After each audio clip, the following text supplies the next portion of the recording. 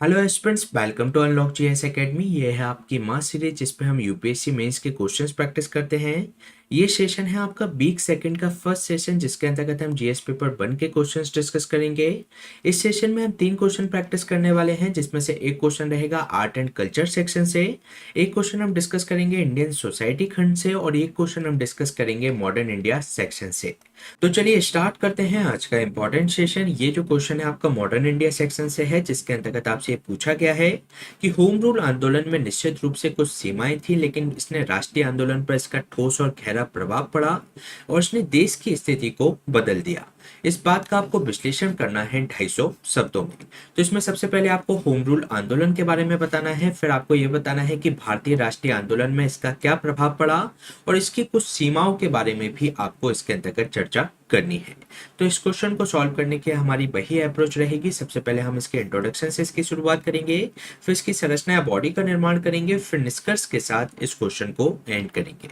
अगर हम बात करें इस क्वेश्चन के इंट्रोडक्शन के बारे में, तो जो होम रूल आंदोलन था, ये प्रथम विश्व युद्ध के लिए अधिक प्रभावी तरीके से भारतीय प्रतिक्रिया थी, और जहां पर पहले से ही जो उच्च कराधान था और जो कीमतों का स्तर आसमान छू रहा था, तो उसमें युद्ध हुआ तो उसके समय इन पर काफी ज्यादा बोझ बढ़ गया।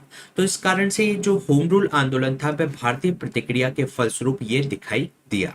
इसके अलावा जो तिलक और एनी बेसेंट के नेतृत्व में 2 भारतीय होम रूल लीग का आयोजन किया गया। इसके साथ ही इसमें जो लीग अभियान का उद्देश्य था कि आम आदमी को सुशासन के रूप में गृह शासन का संदेश दिया जा सके। तो इस तरीके से होम रूल लीग के बारे में बताकर इस क्वेश्चन की स्टार्टिंग की जा सकती है। इसके बाद अगर हम बात करें होम रूल आंदोलन का प्रमुख योगदान क्या रहा भारतीय राष्ट्रीय आंदोलन पर, तो लीग ने प्रदर्शन एवं आंदोलन आयोजित किए, कई सारी जनसभाएं आयोजित की, जो कि नेताओं के द्वारा इसमें उग्र भाषण भी दिए गए, और देश के भीतर इसने हलचल पैदा कर दी और अंग्रेजों को इस हद तक इन्होंने डरा दिया कि 1917 में एनी बेसेंट को गिरफ्तार करना पड़ा। इसके अलावा कांग्रेस पार्टी के विपरीत ये पूरे वर्ष कार्य करती थी, और जो आंदोलन था, बहुत सारे शिक्षित भारतीयों से भारी समर्थन इसको हासिल हुआ। 1917 में दोनों लीग में लगभग 40,000 सदस्य शामिल थे। इसके साथ ही इसमें कांग्रेस एवं मुस्लिम लीग के कई सदस्य शामिल थे, जिसके अंतर्गत Mohammad Ali Jinnah, Joseph Baptista, GS खारपड़े और सर एस सुब्रमण्यम अय्यर जैसे ख्याति प्राप्त लोग इसके अंतर्गत शामिल थे। इसके साथ ही इसमें आंदोलन में जो नरमपंथी और जो उग्रवादियों के बीच में सूरत स्प्लिट हुआ था, तो इस आंदोलन के समय वे एक दूसरे के नजदीक आए। इसके साथ ही जो मुस्लिम लीग के कुछ समय के लिए इसने एकजुट करने का प्रयास किया। इसके साथ ही देश के अधिक क्षेत्रों में इसने राजनीतिक चेतना का प्रसार किया, और इस आंदोलन के प्रतिक्रिया स्वरूप ही 1917 की जो मॉन्टेग्यू घोषणा थी, उसको ब्रिटिश सरकार को करना पड़ा, जिसके अंतर्गत उन्होंने कहा कि सरकार में अधिक भारतीयों को शामिल किया जाएगा, जो स्वशासी संस्थाएं हैं उनका विकास किया जाएगा, और भारत में जिम्मेदार सरकारों का इसके अंतर्गत एहसास करवाया जाएगा। इसके साथ ही इसमें अगस्त घोषणा भी की गई, जिसमें यह कहा गया कि जो गृह शासन की जो मांग को अब राष्ट्रद्रोह नहीं माना जाएगा। तो इसमें यह हमने बात की जो होम रूल लीग आंदोलन का योगदान रहा भारतीय राष्ट्रीय आंदोलन के अंतर्गत। इसके बाद अगर हम बात करें तो ये जो आंदोलन था, इसके कमजोर होने के कारणों के बारे में, तो ये एक जन आंदोलन नहीं था। इसमें शिक्षित एवं कॉलेज छात्रों तक ही ये सीमित रहा। इसके अलावा लीग को दक्षिण भारत के जो मुसलमान थे, एंग्लो इंडियंस और जो गैर ब्राह्मण थे, उनके बीच में समर्थन इस लीग को नहीं मिला, क्योंकि इसके अंतर्गत उन्हें यह लगा कि जो होम रूल लीग का जो मतलब होगा, उसका मतलब ये होगा कि उच्च जाति के जो हिंदू हैं, उनके बहुमत का शासन इसके अंतर्गत होगा। तो इस कारण से उनके द्वारा इस लीग को समर्थन नहीं किया गया। इसके साथ ही जो कई धर्मपति सरकार के सुधारों के आश्वासन से संतुष्ट हो गए, जैसे कि मॉन्टेग्यू घोषणा की थी, तो उससे वे संतुष्ट हुए, जिससे आंदोलन आगे नहीं बढ़ सका। इसके अलावा एनी बेसेंट सरकार की बात से संतुष्ट एवं होम रूल लीग आंदोलन के बीच में झूलती रही, तो इससे एक पे निर्णय के अभाव में इस आंदोलन को आगे नहीं बढ़ा सकी। इसके साथ ही तिलक को सितंबर 1918 में ब्रिटिश पत्रकार और जो इंडियन अनरेस्ट के लेखक थे वैलेंटाइन सेरोल, तो उनके खिलाफ मानहानि का मुकदमा चलाने के लिए इंग्लैंड जाना पड़ा। इसके साथ ही सरकार ने आंदोलनकारियों पर अंकुश लगाने के लिए भारत रक्षा अधिनियम 1915 का उपयोग किया। साथ ही साथ छात्रों को होम रूल लीग की बैठकों से भाग लेने से प्रतिबंधित कर दिया गया। तिलक पर जो मुकदमा चलाया गया, पंजाब एवं दिल्ली में उनके प्रवेश को प्रतिबंधित इसके अंतर्गत करवा दिया गया था। इसके साथ ही 1910 के जो भारतीय प्रेस अधिनियम से प्रतिबंध भी इसमें लगा दिए गए। इसके अलावा अगर हम बात करें तो इसमें जो तिलक की अनुपस्थिति और जो बेसेंट की लोगों के नेतृत्व करने में असमर्थता के कारण ये आंदोलन विफल हो गया। इसके साथ ही युद्ध के बाद महात्मा गांधी को जनता के नेता के रूप में प्रमुखता मिल गई और 1920 में होम रूल लीग का कांग्रेस में विलय कर दिया गया। तो ये बात की हमने आंदोलन के कमजोर होने के कारणों के बारे में। इसके बाद अगर हम बात करें होम रूल लीग के उद्देश्य के बारे में, तो इसका उद्देश्य था कि भारत में स्वशासन प्राप्त करना और जो स्वशासन के लिए राजनीतिक शिक्षा और उसकी जो चर्चा है उसको इसमें बढ़ावा देना। इसके अलावा सरकार के दमन के खिलाफ बोलने के लिए भारतीयों में विश्वास पैदा करना, सरकार से भारतीयों के लिए बड़े राजनीतिक प्रतिनिधित्व की मांग इसके द्वारा करने का उद्देश्य था। इसके अलावा कांग्रेस पार्टी के जो सिद्धांत थे उनको बनाते हुए राजनीतिक गतिविधियों को पुनर्जीवित करना भी इसका उद्देश्य के अंतर्गत शामिल था। इसके साथ ही अगर हम बात करें इस क्वेश्चन के निष्कर्ष के बारे में, तो इसने राष्ट्रीय आंदोलन को एक नया आयाम एवं तात्कालिकता प्रदान की और इसने युद्ध के वर्षों में जो राजनीतिक गतिविधियों को चलाने में ये सफल रहा। जैसे कि 1916 में जो लखनऊ संधि की गई थी, जिसके अंतर्गत जो मुस्लिम लीग और कांग्रेस के बीच में समझौता हुआ, साथ ही साथ जो उदारवादी और जो उग्रवादी गुट था उनके बीच में भी ये समझौता करवाने में कामयाब रहा। तो ये क्वेश्चन हमने डिस्कस किया जीएस पेपर 1 के मॉडर्न इंडिया सेक्शन से। चलिए चलते हैं नेक्स्ट क्वेश्चन पे। नेक्स्ट क्वेश्चन है आपका जीएस पेपर 1 के इंडियन सोसाइटी खंड से, जिसके अंतर्गत आपसे पूछा गया है कि हमारे देश में महिलाओं का आर्थिक सशक्तिकरण अनिवार्य रूप से उनके सामाजिक सशक्तिकरण में तब्दील नहीं होता है। इस बात का आपको आलोचनात्मक परीक्षण करना है। तो इस क्वेश्चन का आंसर आपको 250 शब्दों में देना है, जिसमें आपको बताना है कि महिलाओं के आर्थिक सशक्तिकरण के बारे में, साथ ही साथ ये आपको बताना है कि उनका जो सामाजिक सशक्तिकरण है वह आर्थिक सशक्तिकरण उनके सामाजिक सशक्तिकरण में परिवर्तित क्यों नहीं होता। तो इस क्वेश्चन को सॉल्व करने की हमारी वही अप्रोच रहेगी। अगर हम बात करें इस क्वेश्चन के इंट्रोडक्शन के बारे में, तो जो महिला सशक्तिकरण है उसे आर्थिक रूप से स्वतंत्र, आत्मनिर्भर और सकारात्मक सम्मान के साथ सक्षम बनाना महिला सशक्तिकरण कहलाता है, ताकि वे किसी भी स्थिति का सामना उसके अंतर्गत कर सके। लेकिन जो हमारा समाज है उसके जो रीति रिवाज है, पुरुषों की जो बढ़ती आय है और नौकरी के अंतर्गत जो लिंग आधारित भेदभाव किए जाते हैं, जिसके कारण से उनका जो आर्थिक सशक्तिकरण है वह सामाजिक सशक्तिकरण में परिवर्तित नहीं हो पाता। तो इस तरीके से इस क्वेश्चन की स्टार्टिंग की जा सकती है। इसके बाद अगर हम बात करें इनमें आर्थिक उत्थान एवं महिला सशक्तिकरण के बीच में संबंध की, तो जब आर्थिक मूल्य बढ़ता है तो उससे स्वतंत्रता एवं घरेलू शक्ति के रूप में उन्हें सशक्तता मिलती है। इसके अलावा घर के भीतर एवं बाहर महिलाओं की आर्थिक शक्ति से उनके जेंडर संबंधों में भी फर्क देखा जाता है। और जो आर्थिक विकास है और जो महिला सशक्तिकरण है, इनके बीच में द्विपक्षीय संबंध देखा जाता है, जिसे विकास के घटकों तक महिलाओं की जो क्षमता में सुधार के रूप में परिभाषित किया जा सकता है। और विशेष रूप से अगर हम बात करें तो इसमें स्वास्थ्य के क्षेत्र में शिक्षा, कमाई के अवसर, अधिकार एवं राजनीतिक भागीदारी में उनकी सशक्तता देखने को मिलती है। तो ये बात की हमने आर्थिक उत्थान एवं महिला सशक्तिकरण के बीच में संबंध के बारे में। इसके बाद अगर हम बात करें तो जो आर्थिक सशक्तिकरण होता है वह सामाजिक सशक्तिकरण में परिवर्तित नहीं हो पाता। तो इसके कारणों के बारे में अगर हम बात करें तो जो मैकिन्से ग्लोबल अध्ययन के अनुसार भारत 2025 तक अपने जीडीपी में लगभग 16 से 60% तक वृद्धि कर सकता है यदि महिलाओं को पुरुष के बराबर आर्थिक गतिविधियों में पार्टिसिपेशन हो जाए। इसके अलावा इसके पीछे अगर हम बात करें 3 प्रमुख कारकों की, तो जिन्होंने महिलाओं की भूमिका को सीमित कर रखा है, तो उसमें सबसे पहले है समाज में मजबूत लिंग भेदभाव का होना, पुरुषों की आय में वृद्धि होना और महिलाओं के लिए जो गुणवत्तापूर्ण जो रोजगार के जो संबंध है उसमें कमी देखने को मिलती है। इसके अलावा उनकी जो आर्थिक नहीं बल्कि सामाजिक एवं राजनीतिक भागीदारी भी इसके अंतर्गत कम देखने को मिलती है, जिससे कि उनका जो आर्थिक सशक्तिकरण है वह सामाजिक सशक्तिकरण में परिवर्तित नहीं हो पाता। इसके साथ ही अगर हम बात करें तो इसमें कई और समस्याएं हैं जो कि सशक्तिकरण में बाधा उत्पन्न करती हैं, जिसके अंतर्गत जो महिलाओं के खिलाफ अपराध हैं उनकी गतिशीलता को ये बाधित करते हैं। इसके अलावा 2007 से 2016 के बीच में अगर हम बात करें एनसीआरबी के आंकड़ों के अनुसार जो महिला अपराध हैं उसमें 83% वृद्धि देखी गई है।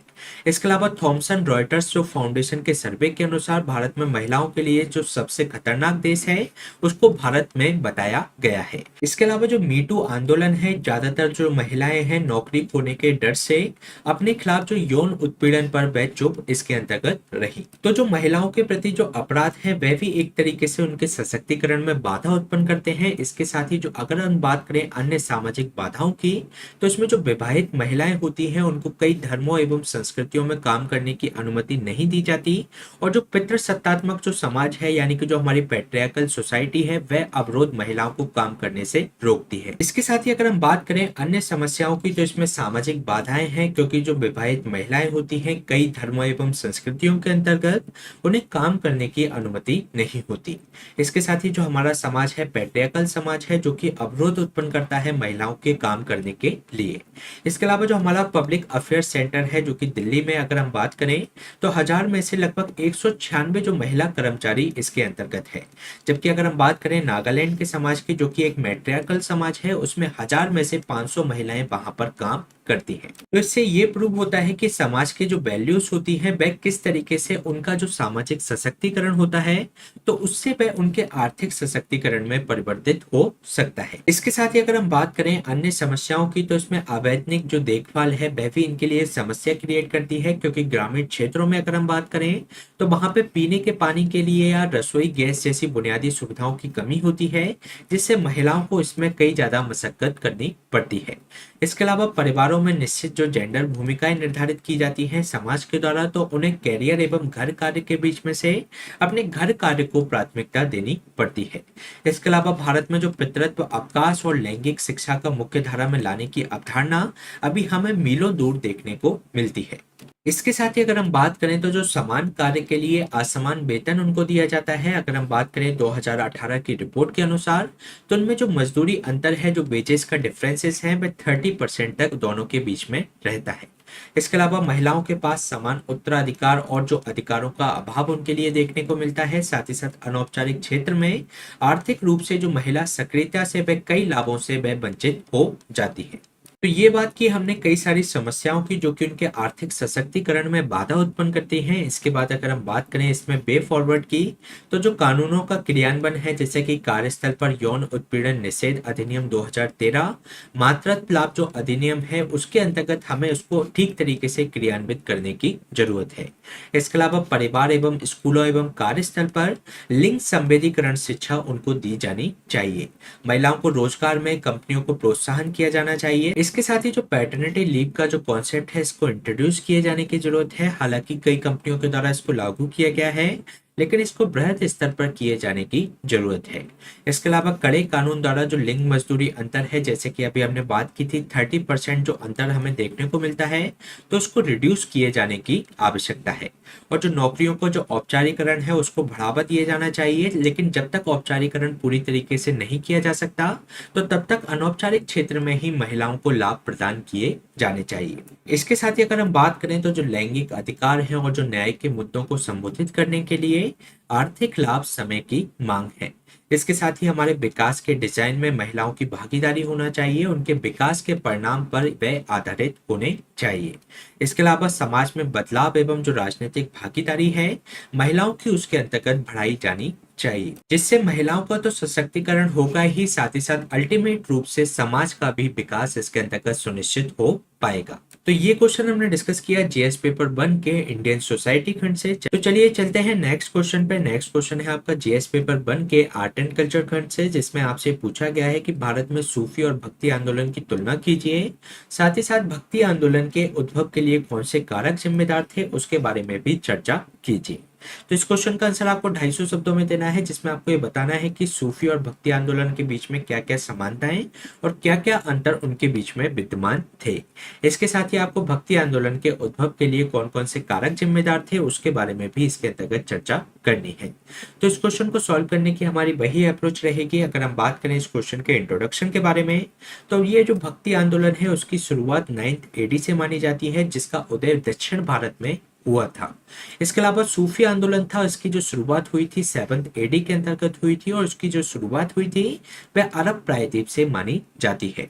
इन्होंने पूरे भारतीय उपमहाद्वीप को अपने अधीन कर लिया। साथ ही साथ वे आम लोगों के बीच रहते और काम करते थे, उनसे उनके बीच में सामाजिक, धार्मिक एवं दार्शनिक संदेश वे वहां पर फैलाते थे।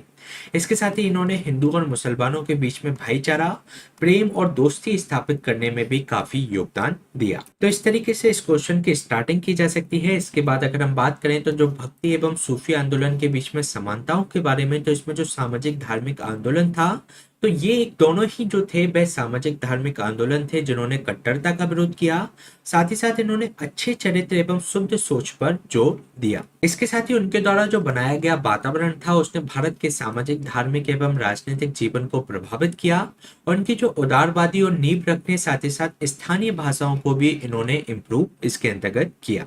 इसके अलावा उच्च जातियों के जो आधिपत्य को उन्होंने चुनौती थी और जो निम्न जातियां थी उनको सम्मान प्राप्त कराने में उन्होंने मदद की। इसके साथ ही जो लोकप्रिय भाषा को उन्होंने अपनाया और एक ईश्वर की बात इनके द्वारा की गई। इसके साथ ही जो हिंदुओं एवं मुसलमानों के साथ इन्होंने समान व्यवहार किया। इसमें अमीर खुसरो के द्वारा यह कहा गया था कि हालांकि हिंदू धर्म मेरे जैसा नहीं है, लेकिन वह उन चीजों पर विश्वास करता है जिस पर मैं करता हूँ। इसके साथ ही अगर हम बात करें तो सूफियों ने सांप्रदायिक विभाजन को पाट दिया और जो भक्ति परंपरा थी उसने सह अस्तित्व के सिद्धांत को जोर दिया।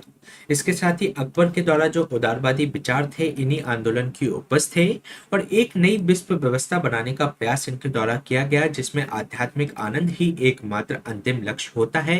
इस तरीके के संदेश को इनके द्वारा प्रेषित किया गया। तो ये बात की हमने भक्ति एवं सूफी आंदोलन के बीच में समानताओं के बारे में। इसके बाद अगर हम बात करें इन दोनों के बीच में अंतर के बारे में, तो जो भक्ति आंदोलन की जो उत्पत्ति हुई थी वह 9th AD में हुई थी और ये हुई थी दक्षिण भारत से। लेकिन जो सूफी आंदोलन की जो उत्पत्ति हुई वह 7th AD में हुई, जो कि उत्पत्ति हुई थी अरब प्रायद्वीप से। इसके साथ ही जो भक्ति परंपरा थी उसमें धार्मिक भक्ति गीतों एवं भजनों पर जोर दिया जाता था, जबकि जो सूफी लोग होते थे वे कव्वाली पर जोर देते थे। इसके साथ ही जो भक्ति परंपरा थी वे परमात्मा से सीधा भावनात्मक एवं बौद्धिक संबंध रखते थे, जबकि जो सूफी थे वे सादगी एवं तपस्या पर जोर देते थे। इसके अलावा दक्षिण भारत में जो 15वीं शताब्दी का पूरे भारत के अंतर्गत इसका प्रसार हुआ, जबकि जो सूफीज्म था वह कई महाद्वीपों तक ये फैल गया। तो इस तरीके से इन दोनों के बीच में कुछ अंतर बताए जा सकते हैं। इसके बाद अगर हम बात करें तो भक्ति आंदोलन के उद्भव के कारकों के बारे में, तो इसमें दो कारक दिखाई पड़ते हैं, एक राजनीतिक और एक धार्मिक कारक इसके अंतर्गत दिखाई पड़ता है।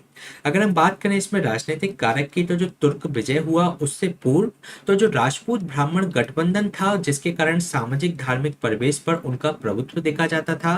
लेकिन जैसे ही इसके अंतर्गत तुर्क विजय हुई तो जो राजपूत ब्राह्मण गठबंधन था वह इसके अंतर्गत कमजोर हुआ, जिन्होंने जाति विरोधी एवं ब्राह्मण विरोधी विचारधारा वाले जो गैर अनुरूपतावादी आंदोलन के विकास का मार्ग इनके द्वारा प्रशस्त किया गया, जिससे उत्तर भारत में एक नया एकेश्वरवादी आंदोलन एवं अन्य भक्ति आंदोलन के उदय का मार्ग प्रशस्त हुआ। और ये जो मध्यकालीन भारत के भक्ति आंदोलनों ने सामंती उत्पीड़न के खिलाफ आम लोगों की भावना का इसके अंतर्गत प्रतिनिधित्व किया। तो इस तरीके से जो भक्ति आंदोलन था उसके उद्भव की परंपरा इसके अंतर्गत विकसित हुई। तो ये बात की हमने इसमें राजनीतिक कारक के बारे में। इसके बाद अगर हम बात करें इसके धार्मिक कारक के बारे में, तो हिंदू समाज में कई सारी बुराइयां थी, जैसे कि जाति प्रथा की कठोरता थी, अनुष्ठान और धार्मिक प्रथाओं पर ज्यादा जोर दिया जाता था।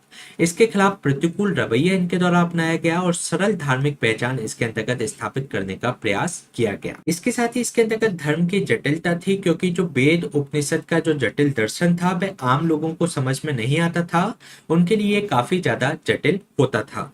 जबकि जो भक्ति मार्ग था वह काफी ज्यादा सरल और सुलभ था, जो कि सांसारिक जीवन से मुक्ति और इसमें भक्ति उनको आम लोगों तक काफी सरल तरीके से पहुंच सकती थी। इसके अलावा जो धार्मिक सुधारकों की भूमिका की अगर हम बात करें तो जो रामानुजाचार्य थे, रामानंद थे, कबीर थे, नानक, मीराबाई और जो तुलसीदास थे, वे भक्ति एवं प्रेम के सरलतम मार्ग को जनता के बीच में पहुंचाने में समर्थ रहे। इसके अलावा जो प्रतिद्वंदी जो धर्म की चुनौती थी, जैसे कि इस्लाम के प्रभाव ने हिंदू जनता में भय भर दिया और अपनी निराशा के कारण ये दूर करने के लिए इन्होंने भक्ति मार्ग को इसके अंतर्गत अपना लिया। ये जो व्याख्या की गई थी वह आचार्य शुक्ल के द्वारा की गई थी। इसके अलावा सूफीवाद का जो प्रभाव था वह भी भक्ति आंदोलन के उद्भव का एक कारण इसके अंतर्गत बना। तो ये क्वेश्चन हमने डिस्कस किया जीएस पेपर 1 के आर्ट एंड कल्चर सेक्शन से। इसी तरीके के सेशंस हम आपके बीच में लाते रहेंगे।